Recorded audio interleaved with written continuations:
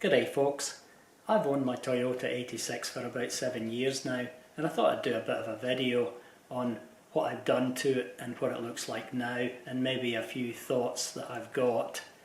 One of the things I'll point out is just above me you'll see some black tube there, and that's actually the sound tube that pumps the fake engine noise into the cabin. That's one of the things I did. Anyway, as always, you don't really want to be looking at my face. Let's have a look at the car. I had to go down to the local hardware to buy some track for a repair I've got to do on a sliding door. So the boot's a good place to start because I've got to get that track out before I do anything else.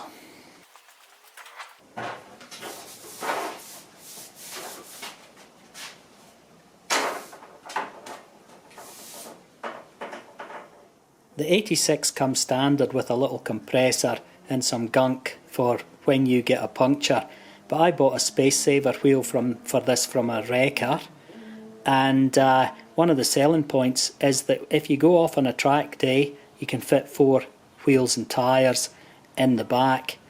This has never been on a track day, but I'll show you how you achieve 4 wheels in the back of an 86 if you go off to your track day.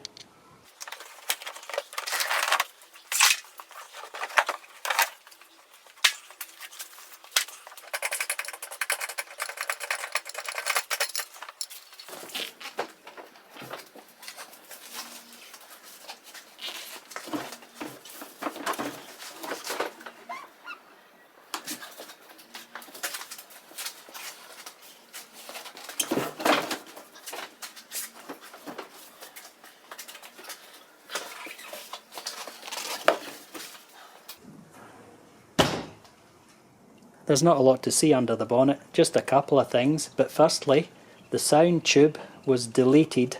Let's get rid of that, and we'll have a look. To delete the sound tube, I blocked it there, and that's going into the cabin. You just buy the gear from a plumbing supply.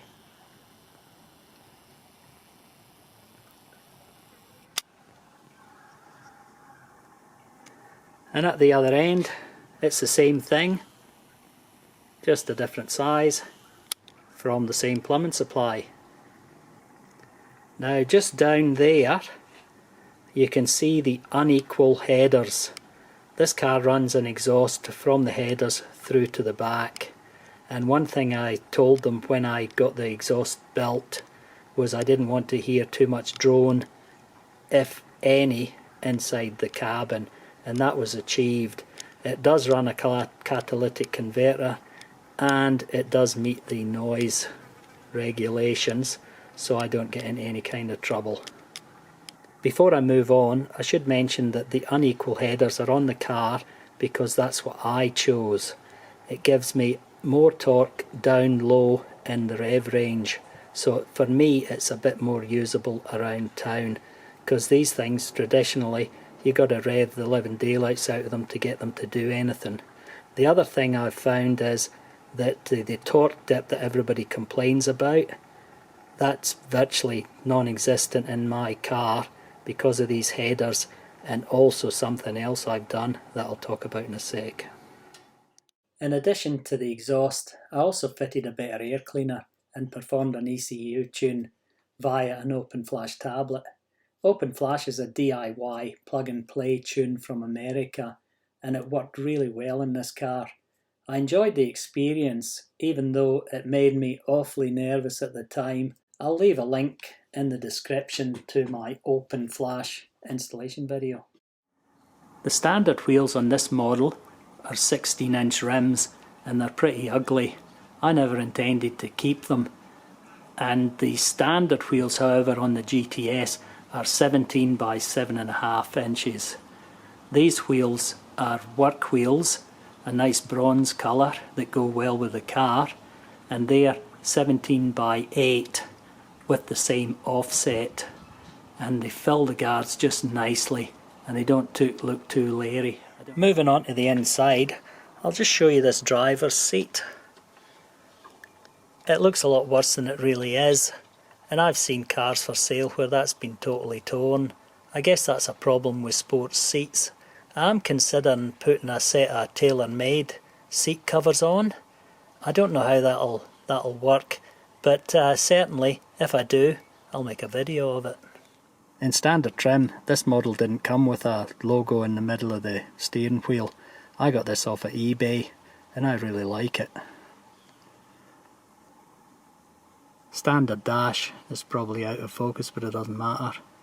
I think about a year after this model they put the GTS dash in with white instruments and an LED speed display in the middle of the tacho, I think, but it never bugged me all that much, and you do get used to it after a while. One thing I've noticed over time, and I just noticed this last week, that it's just lifting a little bit here. I hope that doesn't get any worse. Standard radio, no big screen, no reversing camera.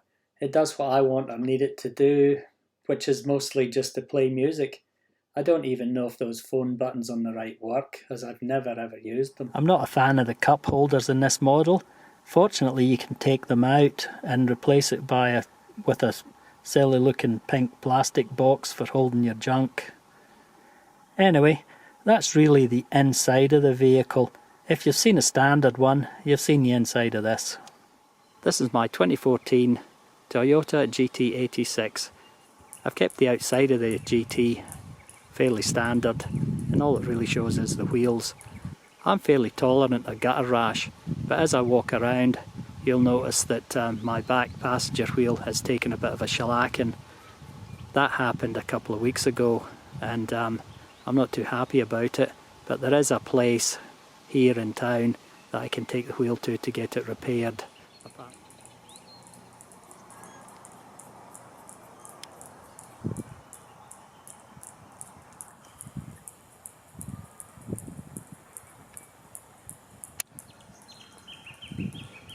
Ouch.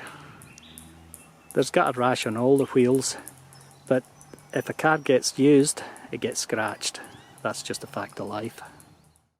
Just a quick walk around, have a listen to the exhaust next, and thanks for watching.